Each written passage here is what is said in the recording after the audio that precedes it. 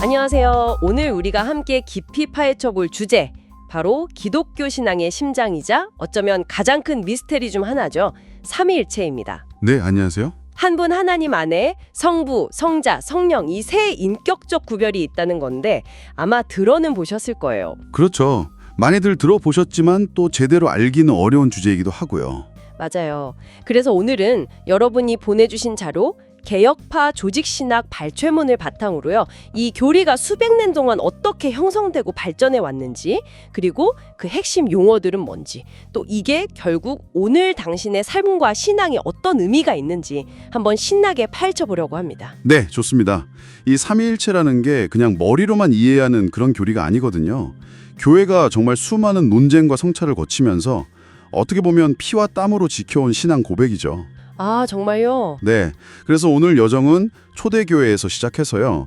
그 유명한 니케아 공예의 아주 치열했던 논쟁, 또 아우구스티누스의 깊은 성찰, 그리고 좀 안타깝지만 동서교회가 갈라섰던 이야기, 현대의 도전들까지 한번 쭉 훑어볼 겁니다. 와, 여정이 기네요. 네, 그렇죠. 그러면서 위격, 본질, 영원한 출생 이런 좀 어려운 용어들도 한번 파헤쳐 보고요. 가장 중요하게는 이 모든 것이 당신의 실제 신앙 경험과 어떻게 만나는지 거기까지 연결해 보는 게 목표입니다. 좋습니다. 자, 그럼 시작부터 흥미로운데요. 자료 보니까 기독교인들은 처음부터 성부, 성자, 성령의 이름으로 세례받고 예대했다면서요. 네, 맞습니다. 심지어 2세기 안티오키아의 테오필로스라는 분이 이미 트리아스, 그러니까 삼위일체라는 말을 썼고 듣는 사람들이 그걸 알아들었을 거라는 암시까지 있다니 생각보다 역사가 훨씬 깊네요. 네, 그렇죠. 보통 니케아 공회회부터 생각하기 쉬운데 그 씨앗은 훨씬 이전부터 있었다는 거죠. 그 신앙의 준칙이라고 불렸던 초기 신앙 고백들이 있어요. 이게 나중에 사도신경 같은 형태로 발전하는데요. 아, 네네. 거기서 이미 성부 하나님, 그의 아들 예수 그리스도, 그리고 성령님에 대한 믿음, 이게 기본 골격으로 딱 나타납니다. 어허. 이게 당시 주변의 유대교나 아니면 다른 다신론 문화, 심지어 교회 안에 스며들었던 영지주의 같은 이단들 있잖아요. 네, 있었죠. 그런 것들과 기독교 신앙을 구분짓는 아주 중요한 기준이었어요. 하나님은 창조주 한 분이다. 예수는 그분의 아들이다. 성령을 믿는다. 이 틀 자체가 이미 삼위일체적인 사고의 시작이었던 셈이죠. 그렇군요.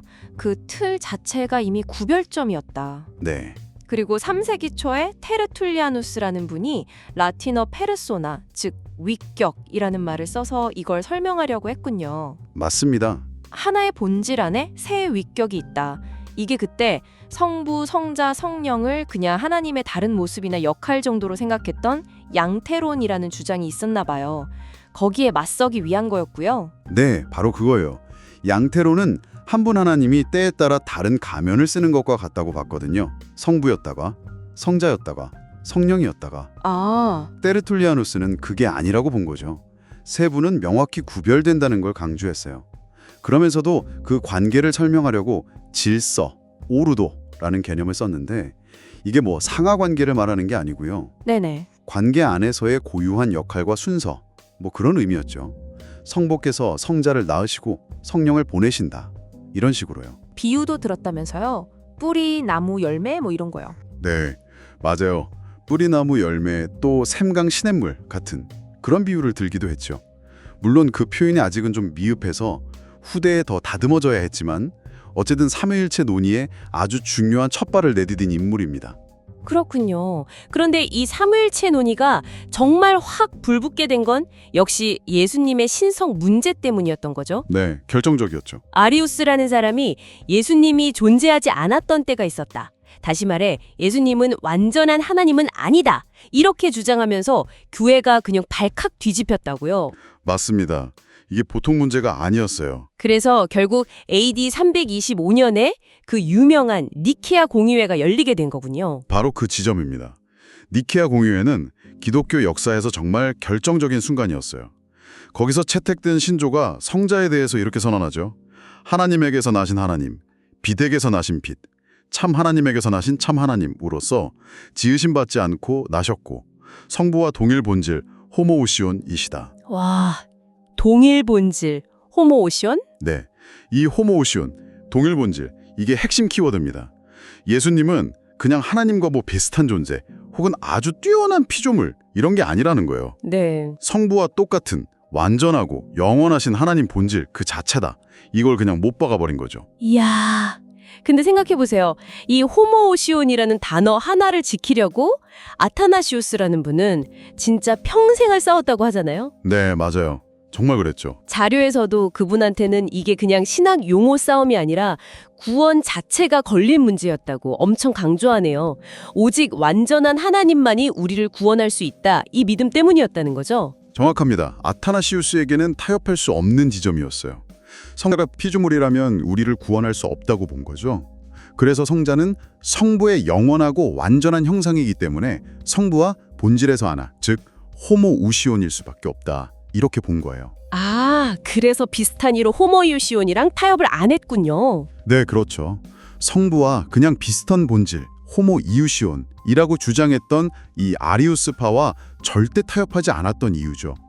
여기서 타협하면 복음 자체가 무너진다고 본 겁니다. 정말 치열했네요. 네, 그는 더 나아가서 성령님 역시 피조된 영이 아니라 성부, 성자와 하나이신 하나님이라고 변호하면서 삼위일체 교리의 기초를 더 단단하게 다졌습니다. 그리고 한 60년쯤 뒤인가요? AD 381년 콘스탄티노플 공의회에서 이 니케아 신조를 다시 한번 확인하고 성령님에 대해서도 더 명확하게 규정했군요. 네, 맞습니다. 성부로부터 나오시는 분이며 성부와 성자와 더불어 동일한 예배와 영광을 받으실 생명의 주님이시다. 이렇게요.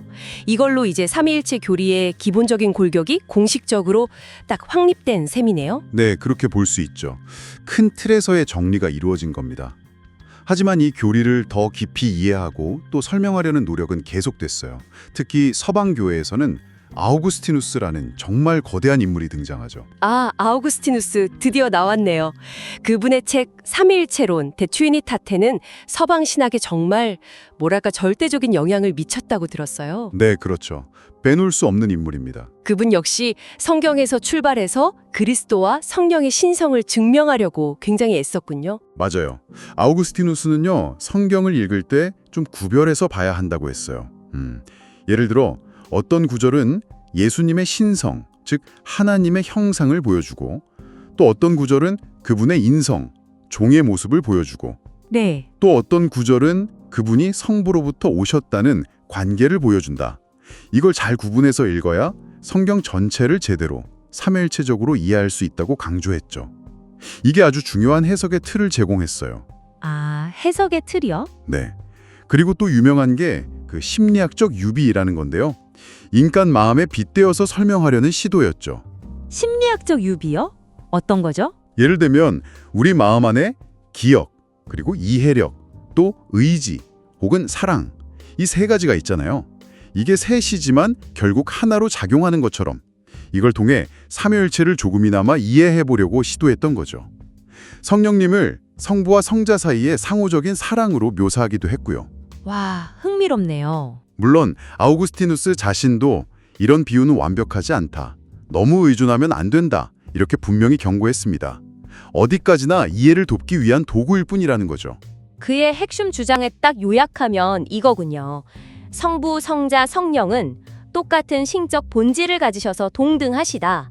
하지만 역할이나 관계에서는 분명히 구별된다. 네, 바로 그거죠.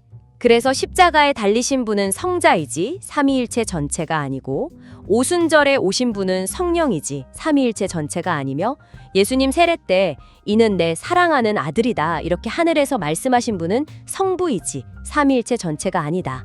이 설명이 정말 명쾌하게 와닿네요. 그렇죠. 그 구별됨을 강조한 거죠.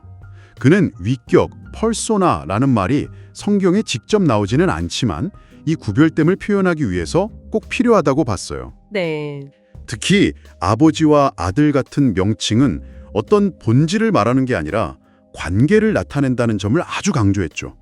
각 위격은 신적 본질의 일부를 가진 게 아니라 그 전체를 각각 소유하고요. 아, 본질 전체를요? 네. 그리고 성자의 영원한 출생, 이터널 제너레이션이라는 중요한 개념을 설명했는데요. 이게 시간 속에서 어느 순간 만들어졌다는 뜻이 절대 아니고요. 그럼 뭔가요? 영원 전부터 아버지와의 관계 속에서 아들로 계신다, 존재하신다는 뜻입니다. 마치 불에서 빛이 나오지만 불과 빛이 동시에 존재하는 것과 비슷하다고 설명했어요. 아, 비유가 이해를 돕네요. 네, 그는 요한복음 5장 26절 아버지께서 자기 속에 생명이 있음같이 아들에게도 생명을 주어 그 속에 있게 하셨고 이 말씀을요, 이 영원한 관계에 대한 아주 중요한 성경적 단서로 봤습니다. 그렇군요. 아우구스티누스의 이런 설명이 중세로 이어지면서 더 다듬어졌겠네요. 네, 그랬죠. 그런데 자료 보니까 보에티우스라는 사람이 위격을 이성적 본성의 개별적 본질이라고 정의한 게 좀 문제가 되기도 했다고요. 마치 하나님 안에 개별 본질이 세 개 있는 것처럼 들릴 수 있어서요. 네, 그게 약간 오해의 소지가 있었어요. 자칫하면 삼신론처럼, 그러니까 신이 세 분 계신 것처럼 들릴 위험이 있었죠. 아, 그러면 안 되는데. 그렇죠. 그래서 생픽토르의 리카르두스 같은 신학자는 위격을 신적 본성에 교류할 수 없는 실존이라고 재정의했어요. 여기서 중요한 변화는 초점이 무엇 본질이냐가 아니라 누구 위격이냐로 옮겨가기 시작했다는 거예요. 아, 무엇이 아니라 누구? 네. 1215년에 열린 사철 라트란 공예회에서는 이런 삼신론적인 오해를 아주 경계하면서 하나의 신적 본질 안에 출생, 성자와 발출, 성령이라는 그 관계를 통해서 구별되는 새 위격이 계신다는 점을 다시 한번 명확히 확인했습니다. 네. 재미있는 건 보나벤트라 같은 신학자는 이걸 막 숫자로 요약하기도 했어요. 1은 본질, 2는 출생과 발출, 3은 위격, 4는 관계들, 아버지됨, 아들됨, 능동적 발출, 수동적 발출, 5는 이 네 가지 관계에 성부의 비출생을 더한 5가지 개념, 뭐 이런 식으로요. 와, 복잡하지만 체계적이네요. 네, 여기서 또 하나 주목할 점은 성부를 성자나 성령의 원인, cause라고 부르지 않고 근원 혹은 시작, principium이라고 불렀다는 거예요. 원인이 아니라 근원, 차이가 뭔가요? 마치 재료처럼 만드신 분이 아니라 존재의 영원한 시작점이시다. 뭐 이런 섬세한 구분인 거죠. 종속적인 의미를 피하려는 의도도 있었고요. 아하, 그렇군요. 그런데 이 시기에 동방교회랑 서방교회 사이에는 또 다른 큰 갈등이 있었다면서요? 그 유명한 필리오케 논쟁, 이게 도대체 뭔가요? 아, 네. 필리오케. 이게 라틴어로 그리고 아들로부터라는 뜻이에요. 그리고 아들로부터. 네. 원래 니케아 콘스탄티노플 신조임은 성령님이 성부로부터 발출, 나오신다 이렇게만 되어 있었거든요. 네. 그런데 서방교회에서 시간이 지나면서 성부와 아들, 필리오케로부터 나오신다는 이해가 점점 강해졌고 결국 이걸 그냥 신조에 추가해버린 거예요. 아, 신조를 바꿔버렸다고요. 그렇죠. 여기에는 아우구스티누스의 영향이 컸어요. 성경에 보면 성령님이 아들에 의해서도 보내지신다는 구절들이 있거든요. 그걸 근거로 아들로부터도 나오시는 게 아니냐 이렇게 추론을 한 거죠. 그랬군요. 하지만 동방교회는 이걸 받아들일 수 없었겠네요. 네, 엄청나게 반발했죠. 원래 공교회가 함께 합의한 신조를 서방이 일방적으로 바꿨다고 본 거예요. 아, 결국 이게 1054년에 교회가 동서로 완전히 갈라서는 그 대분열, 그레이트 스키즘의 아주 중요한 원인 중 하나가 되었습니다. 세상에 그 단어 하나 때문에 1000년 넘게 교회가 갈라섰다는 게 참 놀랍기도 하고 너무 안타깝기도 하네요. 그렇죠. 안타까운 역사죠. 동방정교회는 지금도 성령님은 오직 성부로부터만 나오신다고 주장합니다. 요한복음 15전 26절을 근거로 들죠. 네. 어떤 분들은 조금 다르게 성자를 통해 성부로부터 나오신다고 설명하기도 하고요. 나중에 그레고니오스 팔라마스 같은 동방신학자는 더 나아가서 우리가 다 알 수 없는 하나님의 깊은 본질과 우리에게 나타나시는 그분의 활동 또는 에너지를 구분했어요. 본질과 활동. 네, 그래서 성령님은 본질적으로는 오직 성부에게서만 나오시지만 그 활동이나 능력, 에너지는 성자를 통해서 우리에게 나타난다, 빛을 발한다 이렇게 설명했죠. 이건 헤시카즘이라는 동방교회의 좀 신비주의적인 명상기도 운동과도 연결이 됩니다. 그렇군요. 좀 복잡하네요. 네, 자료의 저자들, 그러니까 개혁파 관점에서는 이 분열이 참 불행한 일이고 사실 양쪽 다 문제가 있었다고 봐요. 특히 동방의 방식이 자칫 성령님을 예수님, 즉 성경 말씀과 분리시켜서 너무 주관적인 경험만 강조하게 될 위험이 있다고 지적하기도 합니다. 아, 그런 위험성도 있군요. 자, 시간이 흘러서 이제 종교개혁 시대로 가보면요. 루터나 칼빈 같은 개혁가들은 이런 역사적인 삼위일체 교리를 충실히 이어받았다고요. 네, 기본적으로는 계승했죠. 루터는 교리문답에서 창조주 성부, 구속주 성자, 거룩하게 하시는 성령을 믿는다고 간결하게 요약했고요.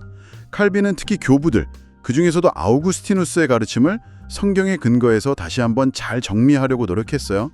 하지만 너무 인간적인 비유나 철학적인 사변에 빠지는 것은 굉장히 경계했습니다. 네, 칼빈은 좀 그런 면이 있죠. 네, 그런데 바로 이 종교개혁 시기에 삼위일체를 정면으로 부정하는 움직임도 아주 강하게 나타났다는 게 또 중요해요. 아, 그래요? 네, 세르베투스 같은 사람은 약간 양태론적인 주장을 다시 했고요. 소키누스주의자들은 아예 이성적으로 이게 말이 안 된다, 명백한 모순이다 이러면서 삼위일체 교리 자체를 비판했죠. 꽤 과격했네요. 네, 그들은 심지어 예수님의 완전한 신성이나 우리의 죄를 대신해서 죽으셨다는 대속교리까지 다 부정했습니다. 그러니까 개혁파 신학자들은 이런 반론에 맞서서 정통교리를 변호하고 더 명확하게 설명해야만 했던 거죠. 그래서 더 정교하게 다듬어졌겠군요. 그렇죠. 예를 들어 개혁파는 위격을 설명할 때 실제, substance라는 표현을 좀 선호했는데요. 칼빈은 위격을 다른 위격과 관계를 맺지만 서로 바꿀 수 없는 고유한 특징으로 구별되는 하나님 본질 안의 실제라고 정의했어요. 실제 조금 어렵네요. 네, 또 칼빈이 예수님에 대해서 신적인 본성 면에서는 스스로 하나님이시지만 위격적인 관계에서는 성부로부터 나셨다.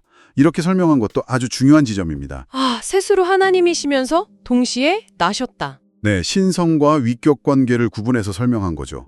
후대에 발라이오스 같은 개혁파 신학자들은 이 영원한 출생이 하나님의 내적인 행위이고 위격적인 행위이며 영적이고 시간을 초월한 영원 전의 행위이고 아버지와 아들이 동일한 본질을 완전히 공유하는 방식이라고 아주 정교하게 설명을 했어요. 네. 이렇게 다듬어진 삼위일체 교리는 그냥 신학 이론으로만 남은 게 아니라 칭의나 성화, 구원 계획 또 실제적인 기도 생활 같은 신앙의 모든 영역에 깊이 스며들도록 노력했습니다.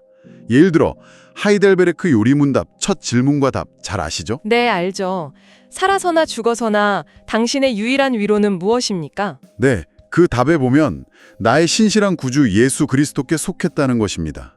그분은 또한 성령으로 나에게 영생을 확신시켜 주시고 이런 고백이 나오잖아요. 그렇죠. 이 고백 안에 이미 성부, 성자, 성령 하나님에 대한 신뢰와 경험이 다 녹아있는 거죠. 이게 바로 살아있는 삼위일체 신앙의 모습이라고 할 수 있습니다. 아, 정말 그렇네요. 교리문답 안에 다 담겨 있었군요. 자, 그러면 현대에는 또 어떤 도전들이 있었나요? 좀 빠르게 짚어볼까요? 네, 18세기에는 합리주의 영향으로 삼위일체를 아예 부정하는 단일신론, 유니테리애니즘이 다시 등장했고요. 이게 많은 교회에 영향을 미치기도 했어요. 네. 19세기, 20세기 들어서는 모르몬교나 여호와의 증인, 또 일부 오순절교회, 연합오순절교회 같은처럼 삼위일체를 전통과는 다르게 해석하거나 아예 부정하는 새로운 그룹들이 많이 생겨났습니다. 아, 현대에도 계속되는군요. 그렇죠. 그리고 신학계 안에서도 슐라이어마허나 리츠, 하르낙 같은 자유주의 신학자들은 삼위일체 교리를 인간 경험의 산물 혹은 그냥 신화 아니면 고대 그리스 철학의 영향 정도로 보고 중요하지 않게 여기거나 폐기해야 한다고 주장하기도 했죠. 네. 칼 바르트나 브루너 같은 신정통주의 신학자들의 입장은 조금 더 복잡하고 논란의 여지가 있고요.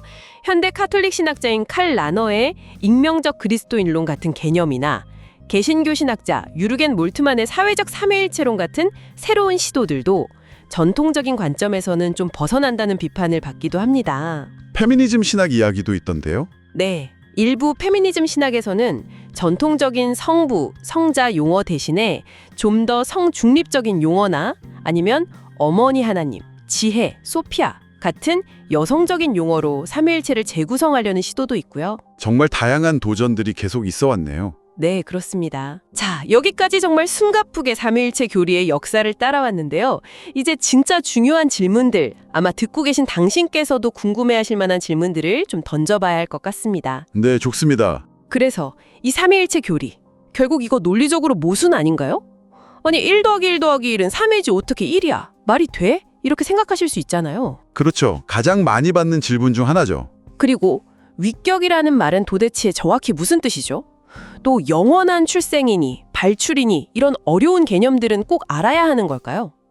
마지막으로 이 모든 복잡한 이야기가 당신의 오늘, 당신의 삶과는 도대체 무슨 상관이 있는 걸까요? 네, 정말 핵심적인 질문들입니다. 하나씩 한번 풀어가 보죠. 첫째, 모순 문제.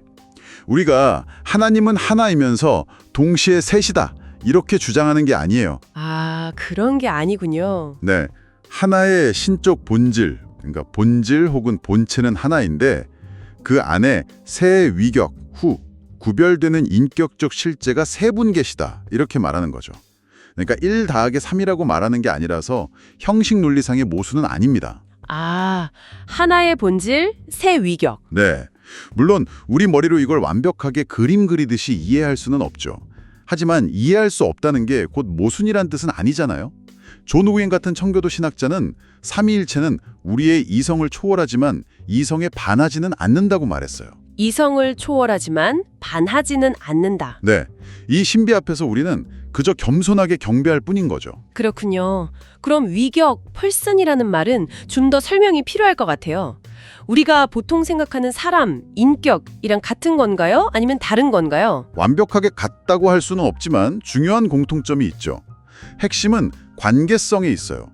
성부, 성자, 성령은 각각 고유한 나로서 서로를 아시고 사랑하시고 또 관계를 맺으시는 분들이라는 거죠. 결코 혼자 동떨어져 계시지 않아요. 관계성이 핵심이군요. 네, 각 위격은 다른 위격과의 관계 속에서 자신의 정체성을 가지십니다.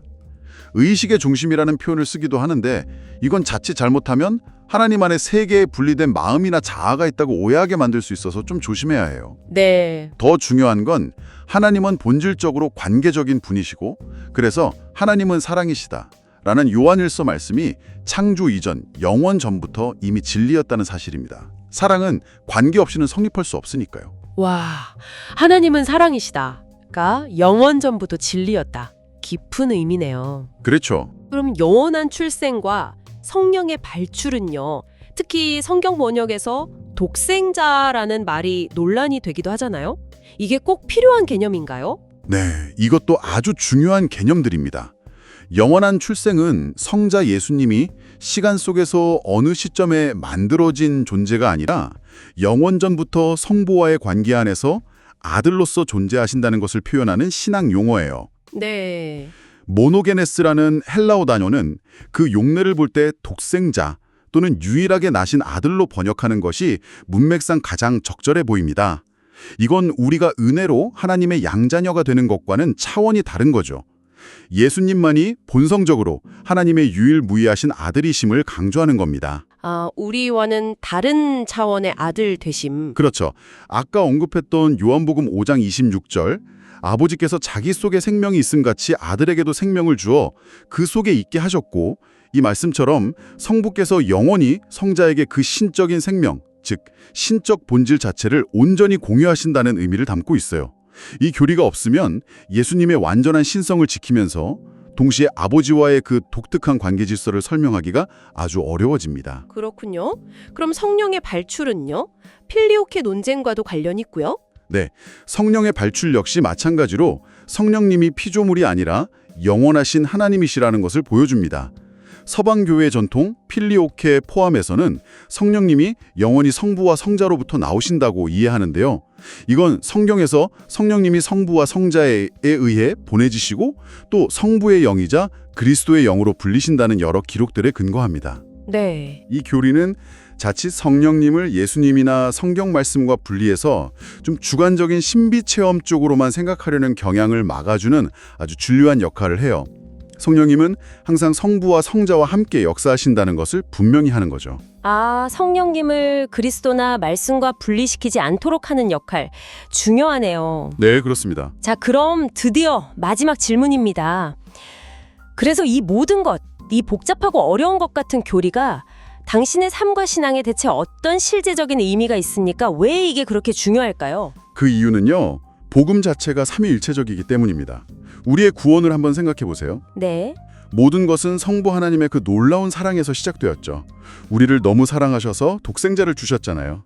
요한서 3장 16절. 그렇죠. 그 아버지 사랑이 성자 예수 그리스도의 십자가 은혜를 통해서 우리에게 실제로 주어졌고요. 요한 1장 14, 16. 그리고 우리는 성령님과의 교제, 그분의 우리 안에 내주하심과 인도하심 안에서 이 구원의 은혜를 매일 맛보고 누리게 되는 겁니다. 고린도후서 13장 13. 아, 구원의 과정 자체가 삼위일체적이네요. 네, 맞아요. 그리고 우리가 하나님께 나아가는 길도 마찬가지예요. 에베소서 2장 18절 말씀처럼 우리는 그리스도를 통하여 한 성령 안에서 아버지께 나아감을 얻는 것입니다. 그리스도를 통해 성령 안에서 아버지께로. 네, 그러니 삼위일체는 그냥 머리로만 외우는 딱딱한 교리가 아니라 우리가 하나님을 경험하는 방식 자체인 거예요. 성부의 사랑, 성자의 은혜, 성령과의 사귐, 이것을 매일의 삶 속에서 실제로 누리는 것. 이게 바로 살아있는 삼위일체 신앙의 핵심입니다. 와, 오늘 정말 깊고 넓은 바다를 함께 항해한 기분입니다.